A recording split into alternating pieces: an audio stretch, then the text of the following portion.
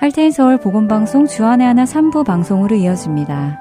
주안의 하나 3부에서는 성도들이 마땅히 알아야 하는 성경적 거룩함에 대해 배워가는 프로그램 거룩함으로와 성경을 읽으며 말씀을 묵상하는 시간인 Let's Read the Bible, 그리고 고전 설교를 소개해드리는 성도들에게가 준비되어 있습니다. 먼저 거룩함으로 함께 들으시겠습니다.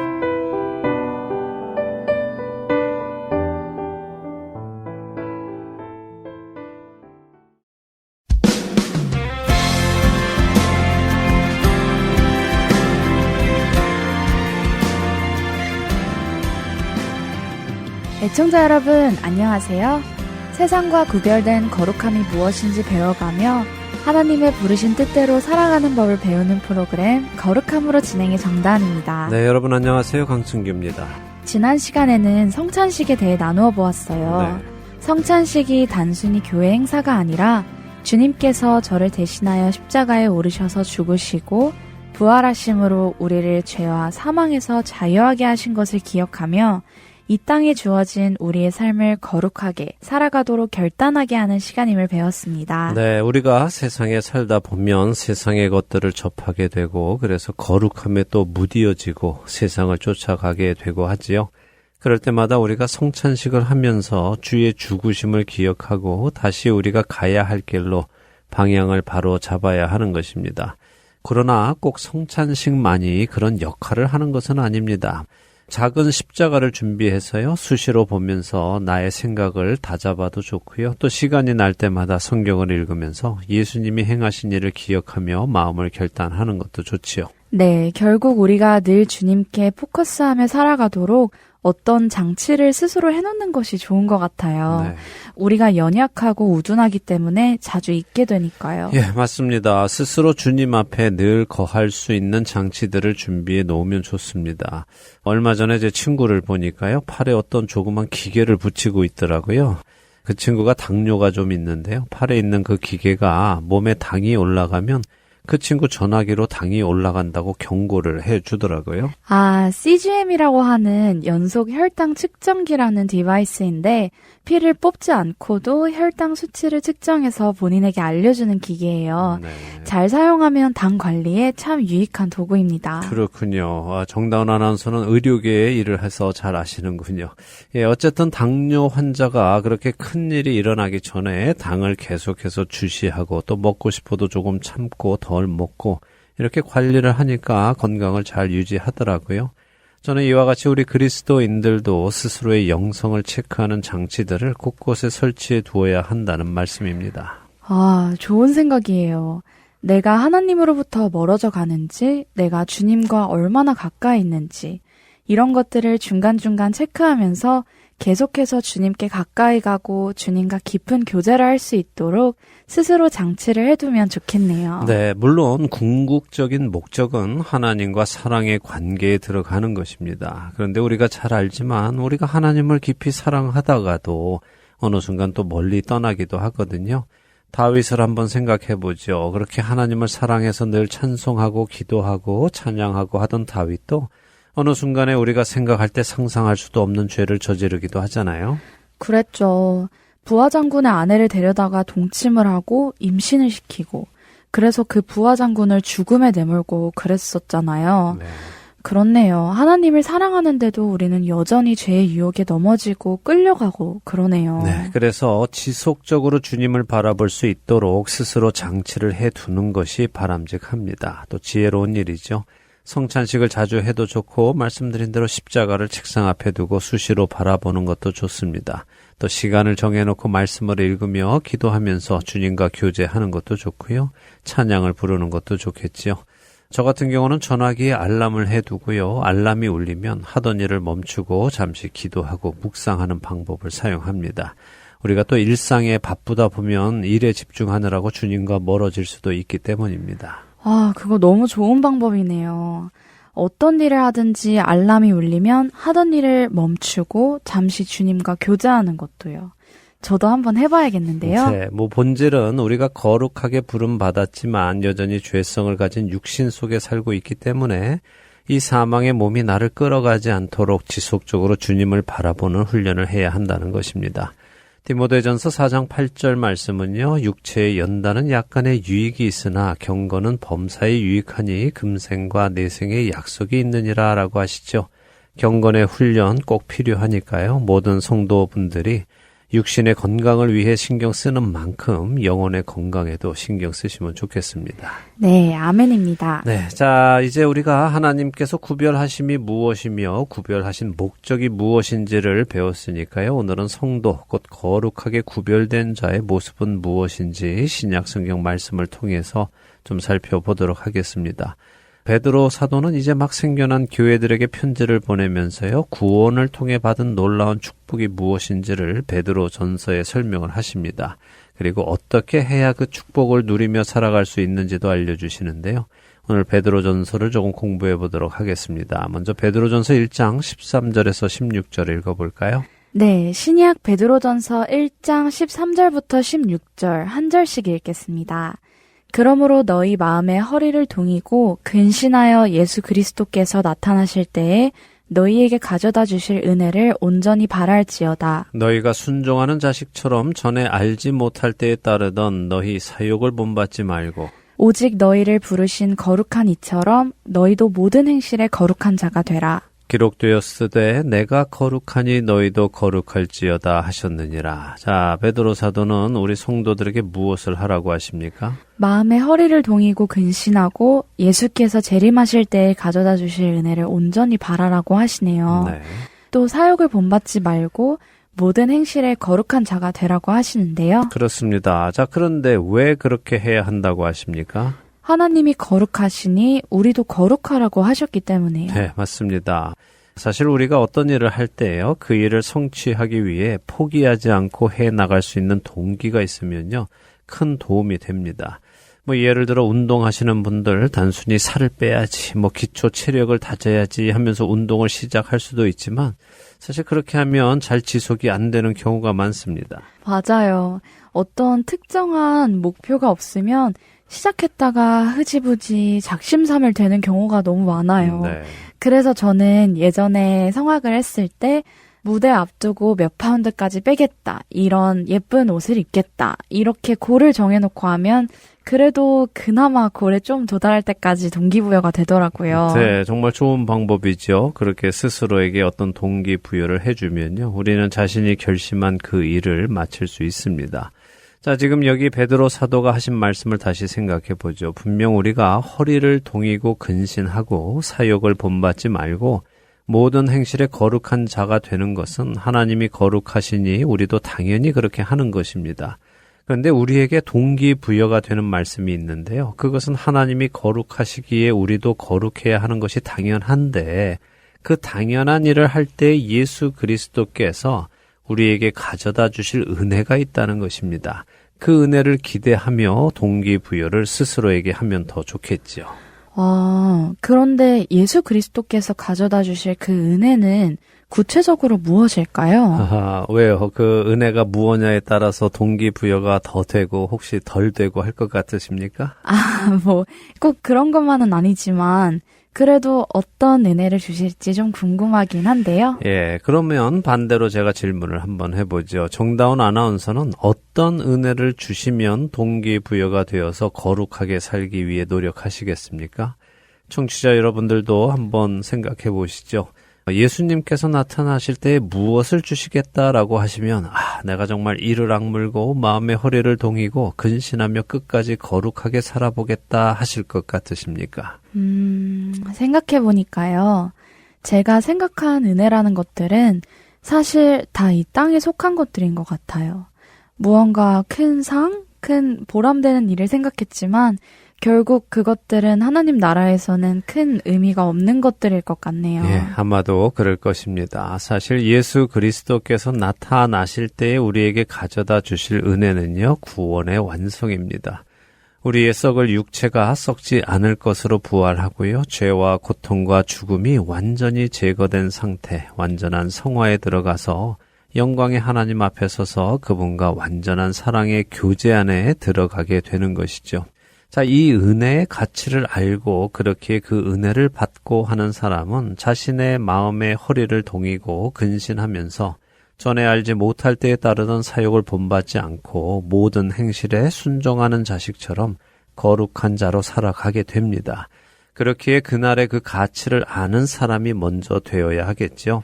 사도 바울은 그 가치를 알았습니다. 그 가치를 알았기 때문에 그는 빌립보서 3장 7절에서 12절에 이렇게 고백하는데요. 우리 함께 읽어볼까요? 네, 빌립보서 3장 7절부터 읽습니다.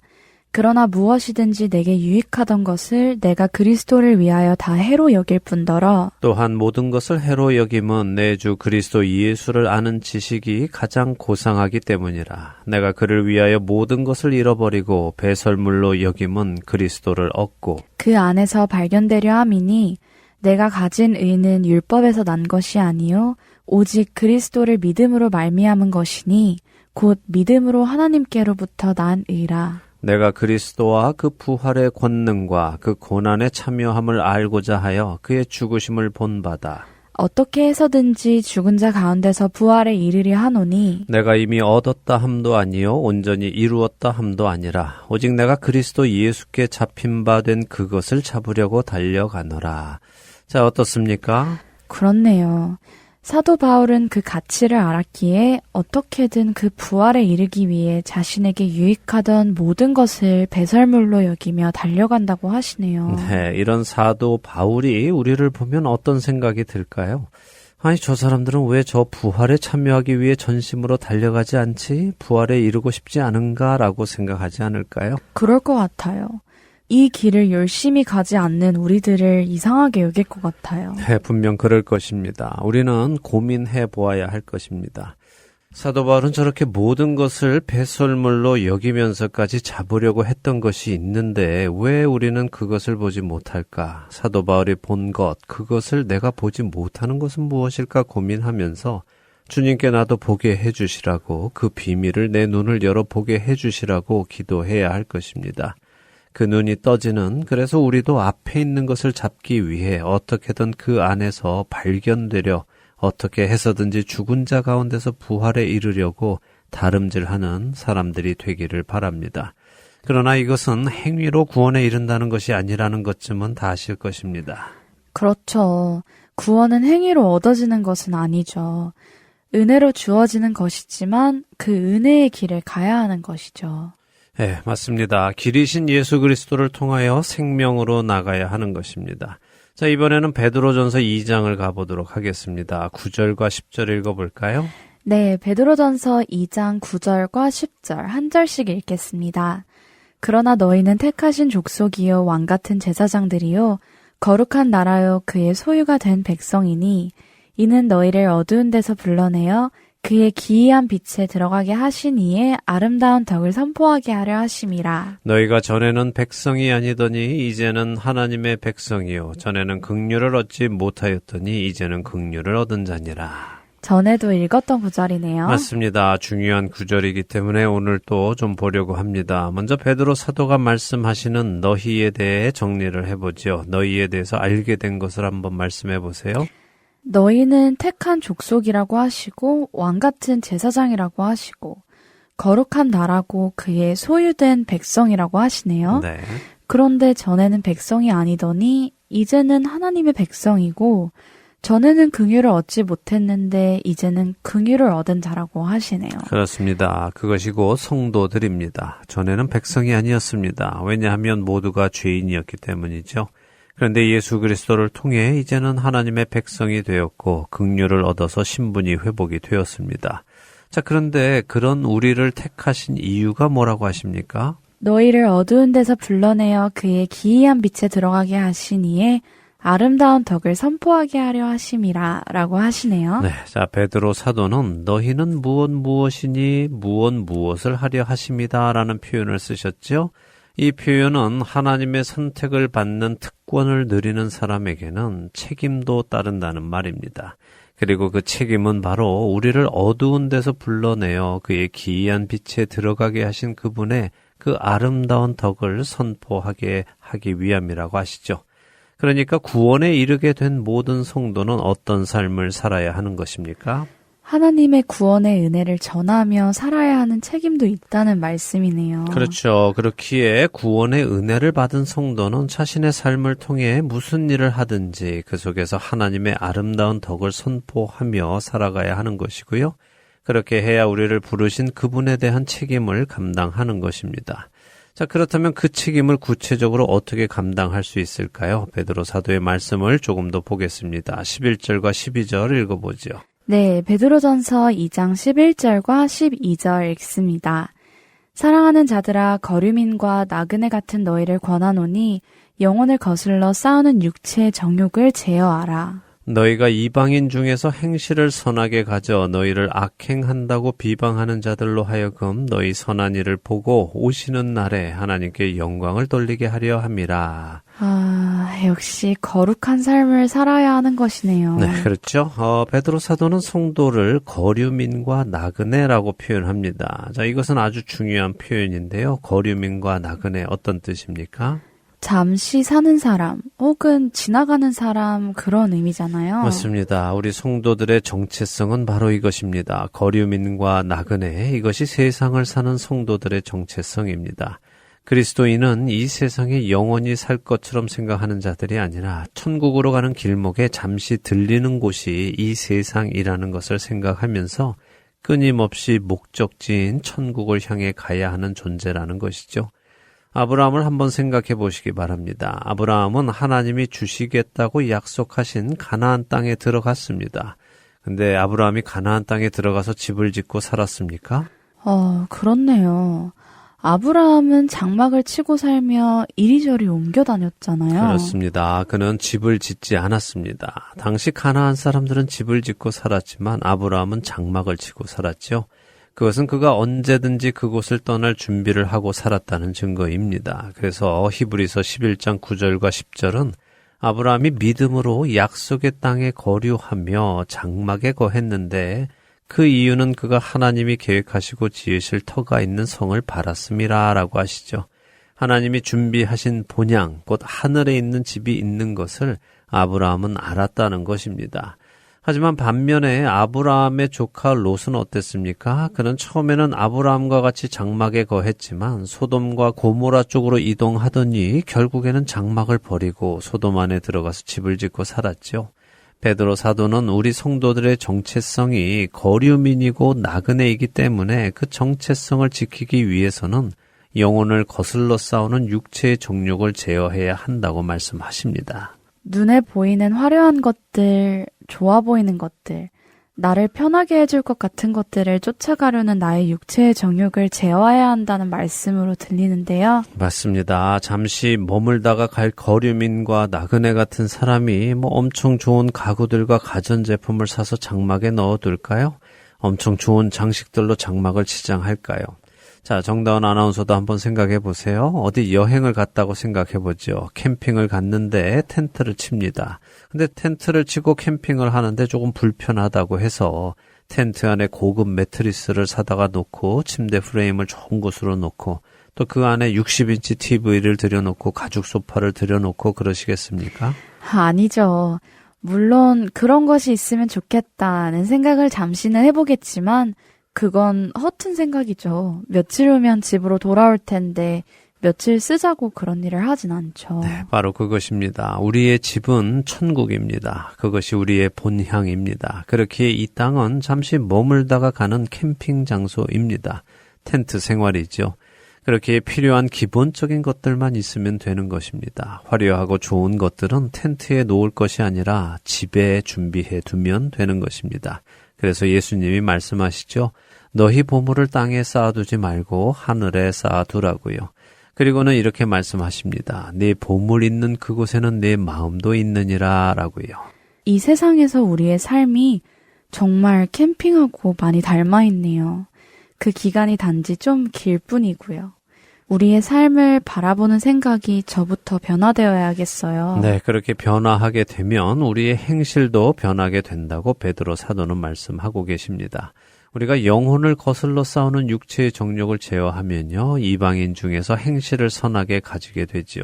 그렇게 되면 우리를 잘 몰라서 크리스천들을 비방하던 자들도 우리를 다시 보게 되고 결국에는 하나님께 영광을 돌리게 되는 일이 일어난다는 것입니다. 자, 그렇다면 그 행실, 선한 행실은 무엇일까요? 우리 다음 주에 베드로전서를 더 살펴보면서 구체적으로 나누도록 하겠습니다. 네, 점점 더 거룩한 삶의 구체적인 모습을 배우게 돼서 너무 좋은데요. 알겠습니다. 오늘도 많은 것을 생각해보게 되었습니다. 먼저는 우리가 하나님과의 참된 사랑의 관계에 들어가야 한다는 것이고, 그렇게 하나님을 사랑하게 되면 그 하나님이 계시는 곳으로 가는 것이 우리의 목적이 되어서 이 세상의 것들에서 눈을 들어 하나님 나라를 바라보며 가게 되는 것이 자연스러운 일임을 알게 되었습니다. 네. 하나님을 사랑하는 것, 그것이 거룩의 첫 걸음인 것 같아요. 맞습니다. 하나님을 사랑하는 것, 그분이 우리를 먼저 사랑하셨기 때문에 우리도 그분을 사랑하는 것, 그것이 우리가 할 일입니다. 그리고 그분을 사랑하면요, 우리는 모든 것을 기쁨으로 하게 될 수 있습니다. 이렇게 기쁨으로 거룩한 길을 가는 우리 모두 되길 바라면서 거룩함으로 오늘 순서 마치도록 하겠습니다. 네, 그럼 저희는 다음 주에 다시 찾아뵙겠습니다. 안녕히 계세요. 안녕히 계십시오.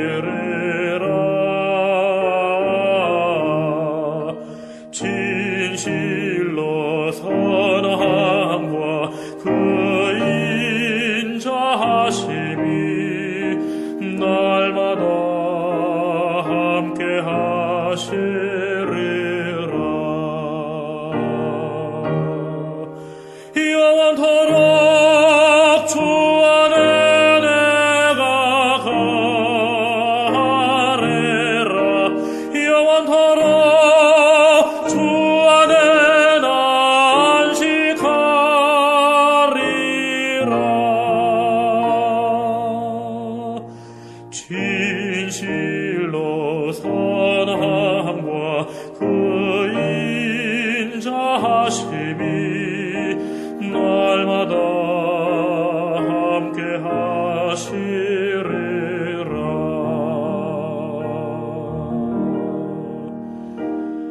날마다 함께 하시리라.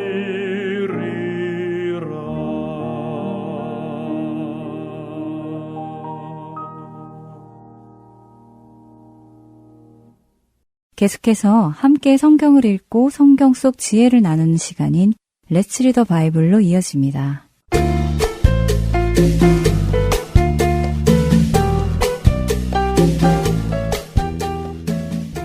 애청자 여러분 안녕하세요.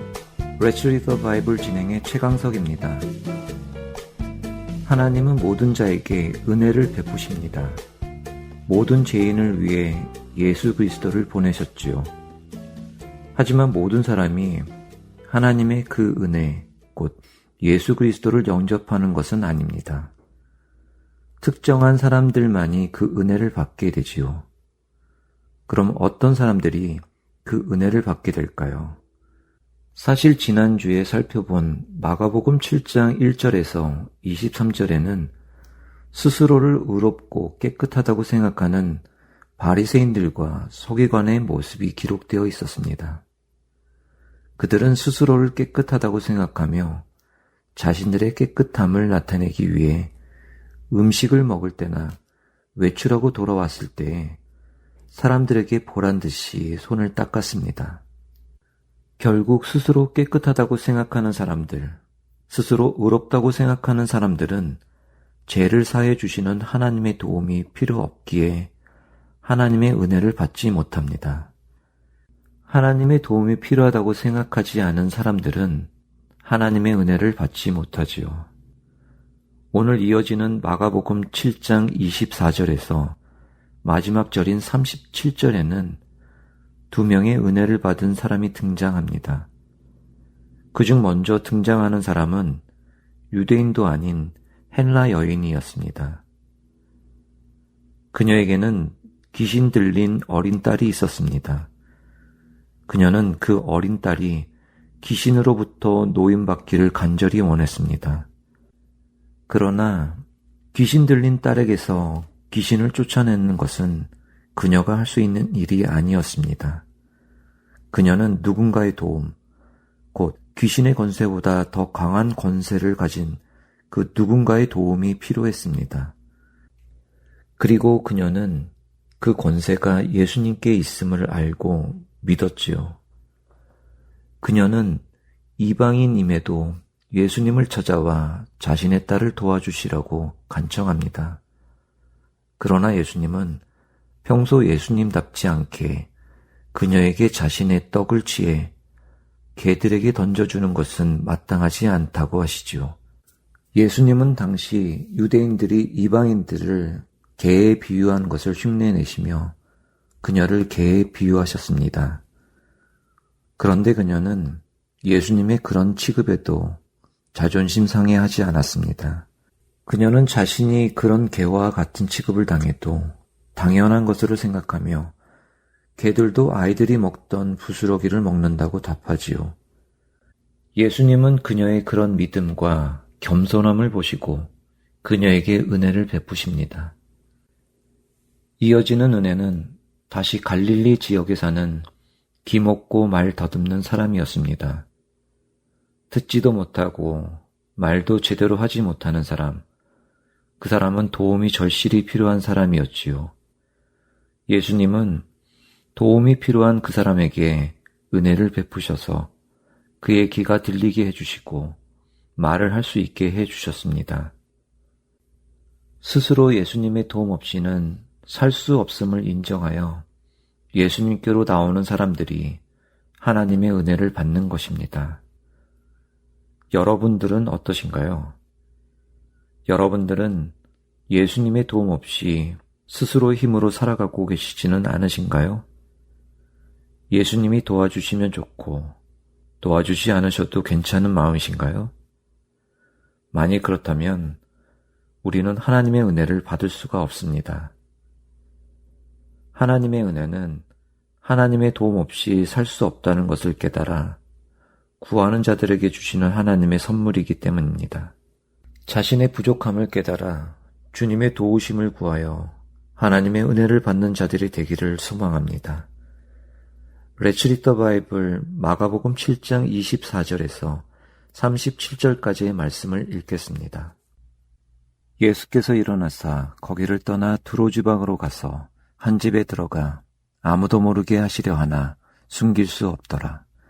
이에 더러운 귀신 들린 어린 딸을 둔 한 여자가 예수의 소문을 듣고 곧 와서 그 발 아래에 엎드리니 그 여자는 헬라인이요 스로보니게 족속이라. 자기 딸에게서 귀신 쫓아내 주시기를 간구하거늘 예수께서 이르시되 자녀로 먼저 배불리 먹게 할지니 자녀의 떡을 취하여 개들에게 던짐이 마땅치 아니하리라. 여자가 대답하여 이르되 주여 올소이다마는 상 아래 개들도 아이들이 먹던 부스러기를 먹나이다. 예수께서 이르시되 이 말을 하였으니 돌아가라. 귀신이 내 딸에게서 나갔느리라 하시매 여자가 집에 돌아가 본즉 아이가 침상에 누웠고 귀신이 나갔더라. 예수께서 다시 두로 지방에서 나와 시돈을 지나고 데가볼리 지방을 통과하여 갈릴리 호수에 이르시매 사람들이 기먹고 말 더듬는 자를 데리고 예수께 나와 안수하여 주시기를 간구하거늘 예수께서 그 사람을 따로 데리고 무리를 떠나사 손가락을 그의 양귀에 넣고 침을 뱉어 그의 혀에 손을 대시며 하늘을 우러러 탄식하시며 그에게 이르시되 에바다 하시니 이는 열리라는 뜻이라. 그의 귀가 열리고 혀가 맺힌 것이 곧 풀려 말이 분명하여졌더라. 예수께서 그들에게 경고하사 아무에게도 이르지 말라 하시되 경고하실수록 그들이 더욱 널리 전파하니 사람들이 심히 놀라 이르되 그가 모든 것을 잘하였도다. 못 듣는 사람도 듣게 하고 말 못하는 사람도 말하게 한다 하니라. Let's Read the Bible 오늘은 마가복음 7장 24절에서 37절까지의 말씀을 읽었습니다.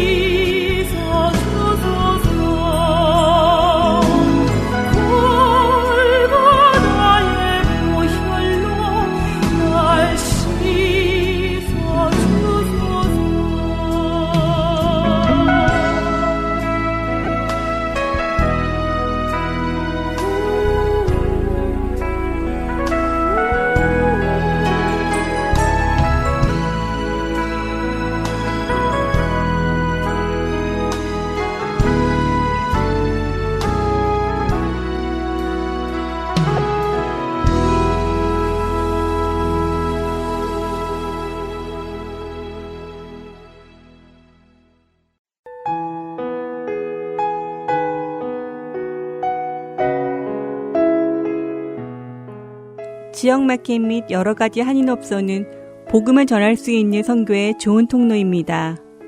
루이지애나 주에는 2,600명 정도의 소수의 한인들이 살고 있다고 합니다.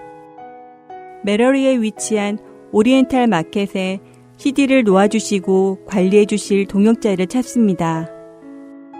매주 혹은 한 달에 2번 정도 방문하여 CD를 배치해 주실 수 있는 분은 연락주세요. 사무실 전화번호 602-866-8999입니다.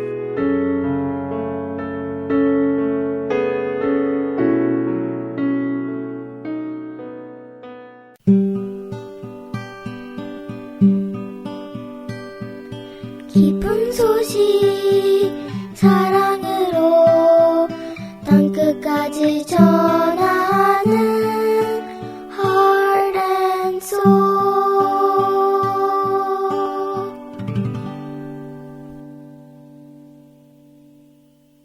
고전 설교를 듣는 시간입니다.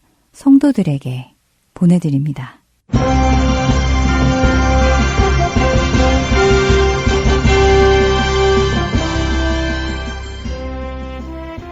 여러분 안녕하세요. 성도들에게 진행의 권혁준입니다. 성도들에게 이 프로그램은 지난 시대의 외국 설교자들의 설교를 여러분께 읽어드리는 시간입니다. 오늘은 1897년에 태어나 1963년 소천한 미국 복음주의 목사인 A.W. 토저의 십자가에 못 박혀라 일부를 읽어드립니다. 지난 시간에 가나안 땅을 정탐한 12명의 정탐꾼의 이야기를 나누었습니다. 두려움과 불신앙에 사로잡혀 가나안 땅에 들어가는 것을 반대했던 12명 중 10명의 이야기는 이렇게 주장합니다. 그냥 광야에 머물러 있는 게 좋겠습니다. 우리는 감사하게도 애굽에서 벗어났으니 더 이상 노예가 아닙니다. 광야에서 사는 것이 최선은 아니지만 그래도 저 좋은 약속의 본향에 있는 거인들을 상대로 싸우는 것보다는 낫습니다. 그리고 그 12명 중 나머지 2명은 무엇 할까요? 갈렙과 여호수아가 나서서 말합니다. 우리는 저 땅으로 들어갈 준비가 되었습니다. 비관적으로 말하는 이 사람들의 말을 듣지 마십시오. 우리는 저 땅을 쉽게 취해서 양식을 얻을 수 있습니다. 저 땅은 우리의 것입니다. 우리 조상의 하나님께서 저곳을 아브라함에게 주셨으므로 저곳은 우리의 것입니다. 올라가 저 땅을 취해야 합니다. 갈렙과 여호수아는 약속의 땅의 여러 장점에 대해 이야기했습니다. 그들은 견고한 성에 사는 강한 거인들 때문에 그 땅을 취할 수 없다는 논리를 받아들이지 않았습니다. 교회는 몇몇 지도자가 이끌어가는 것이 아니라 완전히 민주주의 방식에 의해 운영되어야 한다는 주장이 오늘날의 교회에 떠돌아다니지만 이런 생각은 신약과 구약의 지지를 전혀 받지 못하는 허튼 소리입니다. 12명의 지도자가 약속의 땅을 정탐하도록 파견되었고 이스라엘 백성은 그들의 말에 다소간 의존했습니다. 이것은 여러분과 제가 민주주의 국가에서 정치 지도자들에게 많이 의존하는 것과 흡사합니다. 교회의 경우도 마찬가지입니다. 이스라엘 백성은 10사람의 부정적 보고를 들었습니다. 즉, 다수의 견해를 들었습니다. 갈렙과 여호수아는 겨우 2명이었기 때문에 소수의 견해라고 생각했지요. 이런 상황에서 백성은 통곡하면서 그들의 장막문 앞에 쓰러졌습니다. 그들은 차라리 애굽에서 나오지 말았으면 좋았을 것이라고 생각했고 모세에게 불평하며 다시 애굽으로 돌아가면 좋겠다 라고 말했습니다. 이스라엘 백성이 본 것은 견고한 성과 거인들 뿐이었습니다. 그들은 젖을 넘치도록 선사하는 염소들과 나무에서 잔디 위로 줄줄 흘러내리는 달콤한 꿀과 포도를 보지 못했습니다. 시냇물과 강과 풍부한 목초지가 그들의 눈에는 보이지 않았습니다. 그들의 눈에는 그 땅의 거인들만 보였습니다. 하나님께서 그 땅으로 올라가라, 그것을 너희에게 주리라 라고 말씀하셨다는 것을 잊어버렸기 때문에 우리의 불쌍한 여자들과 아이들이 죽임을 당할 거야 라며 불평했습니다. 영적이지 못한 사람은 언제나 이렇게 주장합니다. 나는 내 가족을 생각하지 않을 수 없습니다. 내 가족을 버릴 수는 없는 것 아닙니까? 하나님께서는 우리가 지혜로운 결정을 내리기 원하십니다. 그러니 무조건 믿음으로 밀고 나갈 수는 없습니다. 내 가족을 돌보아야 하기 때문에 영적인 일에만 치중할 수는 없습니다. 내 처자를 고생시킬 수 없어요. 그들에게 부담을 주는 선택을 할 수는 없습니다. 이런 사람은 아내와 자식을 기쁘게 해줘야 한다는 생각에 늘 사로잡혀 있기 때문에 가장으로서 가족에게 남겨줄 수 있는 최고의 유산이 무엇인지를 망각합니다. 가장이 영적인 사람이었다는 기억이야말로 가장이 가족에게 물려줄 수 있는 최고의 유산입니다. 만일 여성이 영적인 그리스도인이 되었을 때는 주변 사람들 때문에 더 많은 어려움을 겪기 쉽습니다. 그녀의 가족은 그녀를 모진 말로 공격하고 빈정거리며 꾸짖고 그녀를 반대하고 그녀 스스로 자기가 바보 같다고 느끼도록 만들 수 있습니다. 하지만 그녀는 그들과 다투지 않고 조용히 물러납니다. 그녀의 마음은 더 슬퍼졌지만 그녀의 선택은 더 지혜로워졌습니다. 그녀는 가족에게 남길 수 있는 최고의 유산이 무엇인지를 아는 사람입니다. 그녀가 영적인 그리스도인이었다는 것은 가족에게 줄 수 있는 최고의 유산입니다. 만일 이스라엘 민족에게 믿음이 있었다면 그들은 아내와 아이들을 데리고 몇 시간 안에 약속의 땅으로 들어가 그 땅을 모두 차지할 수 있었을 것입니다. 하지만 실제로는 그렇지 못했습니다. 약속의 땅으로 들어가면 아내와 아이들이 죽임을 당할까봐 두려워했던 이스라엘 민족은 결국 40년 동안 광야에서 끝없이 돌고 말았습니다. 그들이 과거에 살았던 애굽 가까이 갔다가 다시 약속의 땅, 즉 그들이 마땅히 들어갔어야 했던 거룩한 땅 가까이 갔다가 이제는 살지도 않는 애굽 쪽으로 다시 갔다가 빙 돌아 그들의 본래 목적지 가까이 접근하곤 했습니다. 그들의 자녀들이 성장하여 중년이 되고 그들의 아내들과 자신들이 죽을 때까지 40년을 떠돌았습니다. 40년을 그렇게 허송세월한 이유는 남자들이 울며 불신앙의 말을 쏟아냈기 때문입니다. 현재 우리의 입장에 빗대어 이야기할 것 같으면 그들은 이렇게 말한 셈입니다. 우리는 갈 수 없습니다. 가려면 너무 큰 대가를 치러야 합니다. 우리 가족에게 불행을 안겨줄 수 없습니다. 우리는 주일 저녁에, 수요일 저녁에, 그리고 선교대회 기간 내내 가족과 함께 있어야 합니다. 우리는 아이들이 비행 청소년으로 전락할 수도 있는 위험성을 받아들일 수는 없습니다. 그러나 가족이 범죄에 빠지지 않도록 가장이 취할 수 있는 가장 좋은 방법은 바로 세상과 타협하지 않고 하나님을 사랑하는 신앙인의 모습, 영적인 그리스도인이 되기 위해서라면 목숨이라도 내놓을 수 있는 신앙인의 모습을 가족에게 보여주는 것입니다. 이미 너는 주님의 일을 위해 필요 이상으로 많은 것을 바쳤다. 만일 내가 영적인 사람이 되려고 한다면 내 가족이 힘들어질 거야 라는 마귀의 간교한 속삭임을 듣지 않는 신앙인의 모습을 보여주는 것이 가족을 잘못된 길에서 건지는 최고의 방법입니다. 이스라엘은 하나님의 심판으로 인하여 40년간 광야에서 떠돌았습니다. 그분은 내가 맹세하여 너희에게 살게 하리란 땅에 결단코 들어가지 못하리라. 민수기 14장 30절에서 말씀하셨습니다. 그분은 그 땅에 대하여 악평한 자들의 말을 듣고 의심과 불평에 빠지고 죽음을 두려워한 자들을 기뻐하지 않으셨습니다. 더 깊은 영적 삶에 대해 악평하고 있는 자들은 어두운 곳에 서서 햇빛을 악평하는 자들과 같습니다. 거룩한 삶으로 들어가기를 거부하는 자들은 모두 광야에서 영혼의 본향을 악평하는 것입니다. 이스라엘 민족은 40년 동안 목적 없이 떠돌았습니다. 그러나 하나님께서 그들과 함께 계셨습니다. 그분은 그들을 멸하지 않으셨습니다.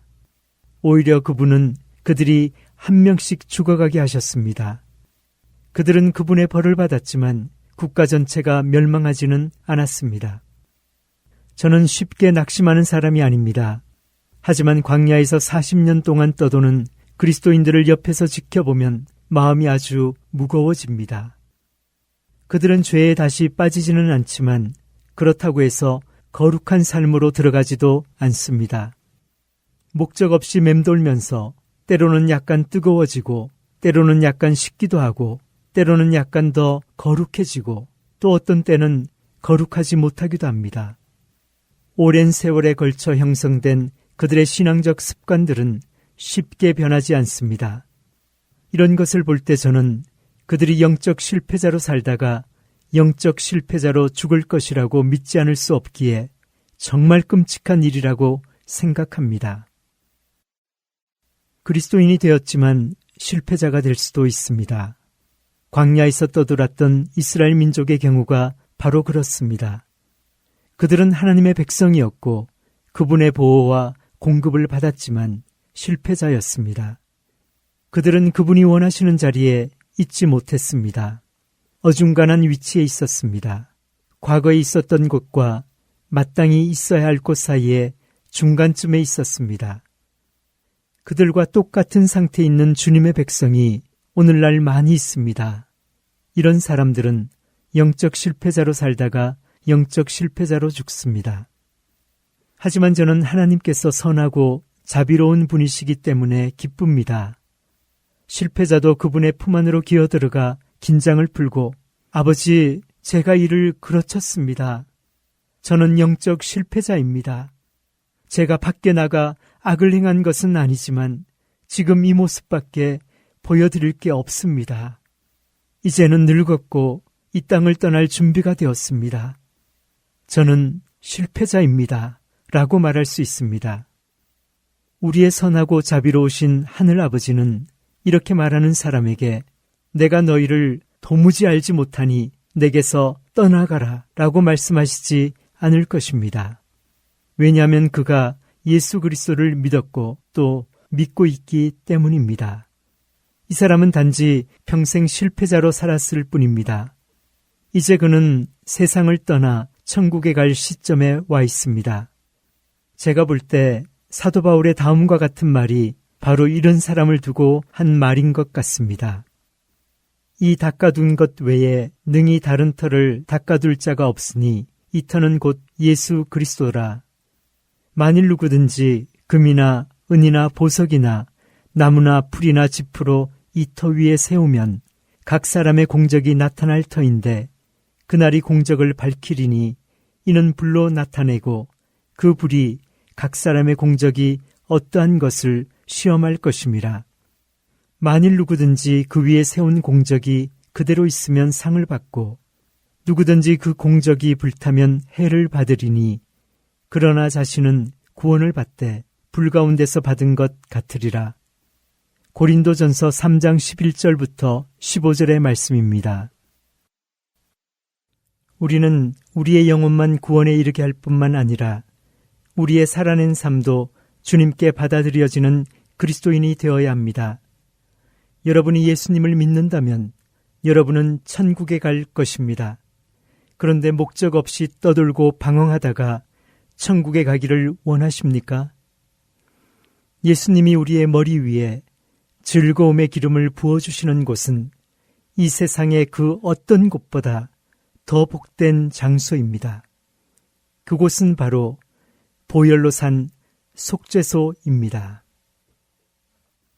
여러분이 지성소에 들어가 속죄소의 그늘 아래에서 살고 또 거기서 밖으로 나갔다가 늘 다시 돌아와 재충전과 새 양식으로 새롭게 되는 것이 하나님의 뜻입니다. 당신이 속죄소 옆에서 세상과 구별된 거룩하고 정결한 자기 희생적 삶을 사는 것이 그분의 뜻입니다. 이것은 영적인 차별성을 늘 보여주는 삶입니다. 이렇게 사는 것이 지금 당신의 삶보다 훨씬 더 좋지 않겠습니까? 성도들에게 마칩니다.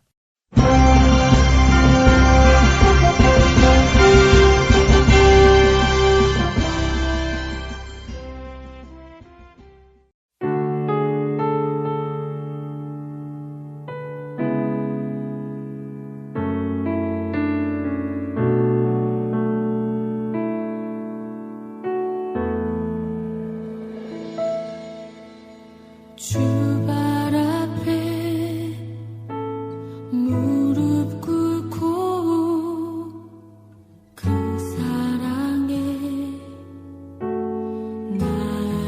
남기네. 어떤 말도 그 어떤 소리도 그 발 앞에서 잠잠해지네.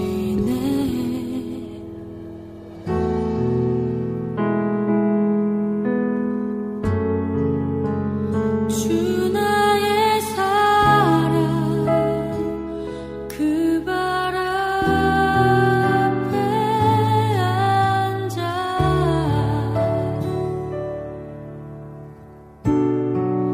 내 모든 기도는 사랑의 노래가 되네. 주의 옷자락 만지며 주의 두 발을 씻기며 주님 그 발에 입 맞추며 나의 왕관을 놓으리. 주의 옷자락 만지며 주의 두 발을 씻기며 주님 그 발에 입 맞추며 나의 왕관을 놓으리.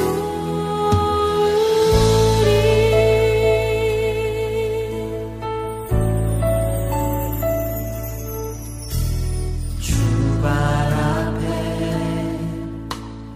무릎 꿇고 그 사랑에 남기네. 어떤 말도 그 어떤 소리도 그 발 앞에서 잠잠해지네.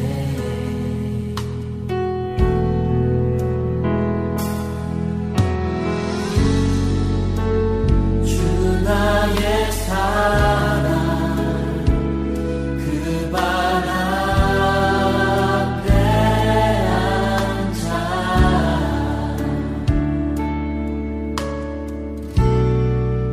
내 모든 기도는 사랑의 노래가 되네. 주의 옷자락 만지며 주의 두 발을 씻기며 주님 그 발에 입 맞추며 나의 왕관을 놓으리. 주의 옷자락 만지며 주의 두 발을 씻기며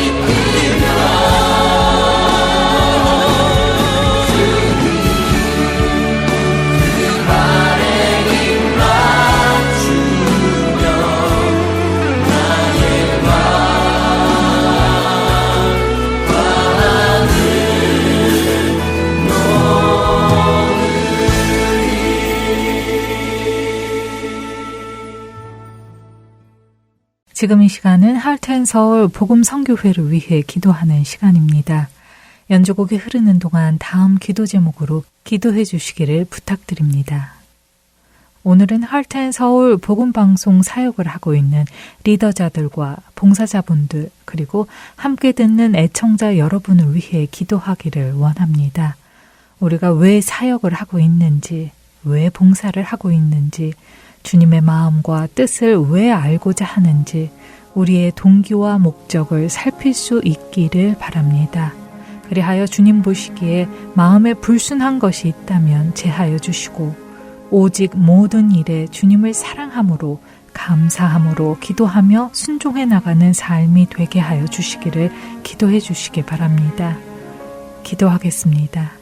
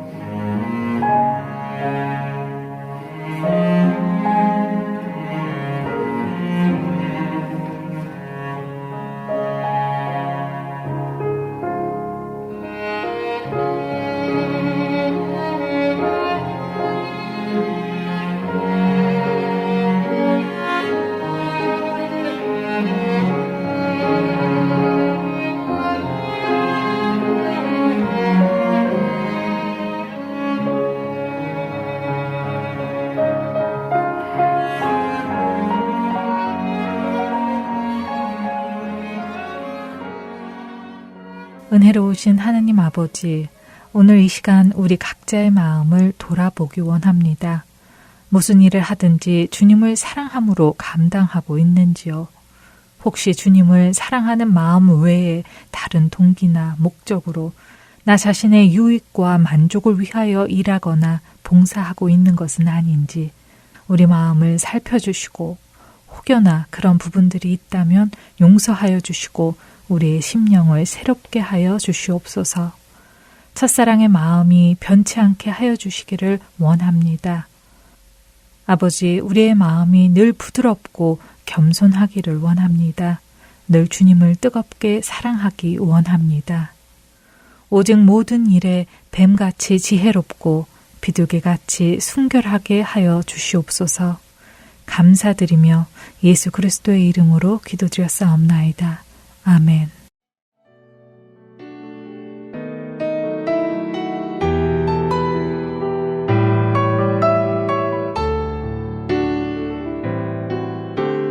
지금까지 주안의 하나 3부 함께해 주셔서 감사드립니다. 계속해서 주안의 하나 4부로 이어집니다.